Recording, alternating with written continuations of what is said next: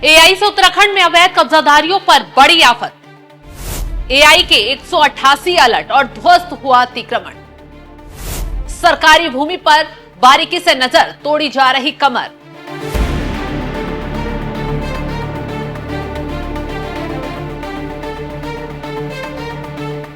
नमस्कार, आप देख रहे हैं एनएमएफ न्यूज। मैं आपके साथ शबनम। उत्तराखंड में अवैध कब्जाधारियों की शामत आ गई है। शासन से लेकर प्रशासन तक अवैध कब्जा करने वालों पर टूट पड़ा है। न अवैध मस्जिद मदरसों को छोड़ा जा रहा है, न ही माफियागिरी दिखाने वालों को बख्शा जा रहा है। इसी कड़ी में अब Uttarakhand government asset management system ने सरकारी भूमि पर रातों रात कब्जा करने वालों को तोड़ना शुरू कर दिया है। माफियाओं की धरपकड़ के लिए पुलिस के साथ साथ एआई का बड़े लेवल पर इस्तेमाल किया गया। दरअसल पिछले 6 महीने में आर्टिफिशियल इंटेलिजेंस ने 3 जिलों की सरकारी जमीनों पर अतिक्रमण के 188 अलर्ट दिए। जैसे ही सरकारी जमीन पर कब्जे का अलर्ट मिला, तुरंत विभाग ने टीम भेजकर तत्काल अतिक्रमण हटाया।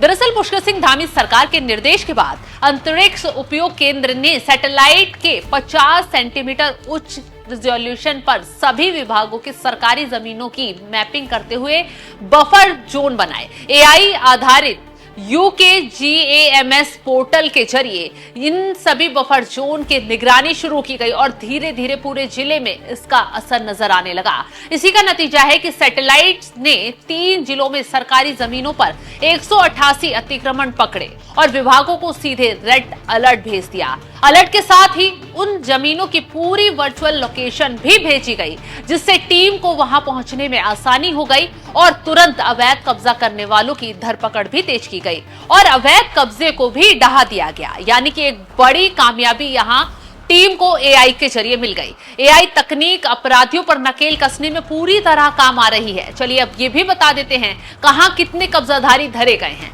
देहरादून में सबसे ज्यादा अवैध कब्जे का अलर्ट बजा। उधम सिंह नगर में भी अवैध निर्माणों को लेकर अलर्ट बजा। नैनीताल में भी सरकारी जमीन पर कब्जे का अलर्ट बजा।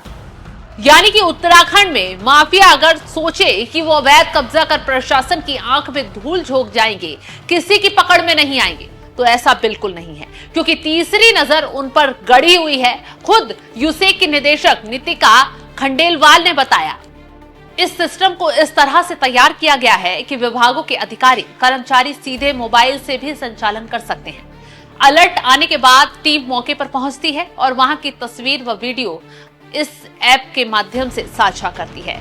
एआई उस डाटा को रीड करने के बाद अलर्ट हटा देता है।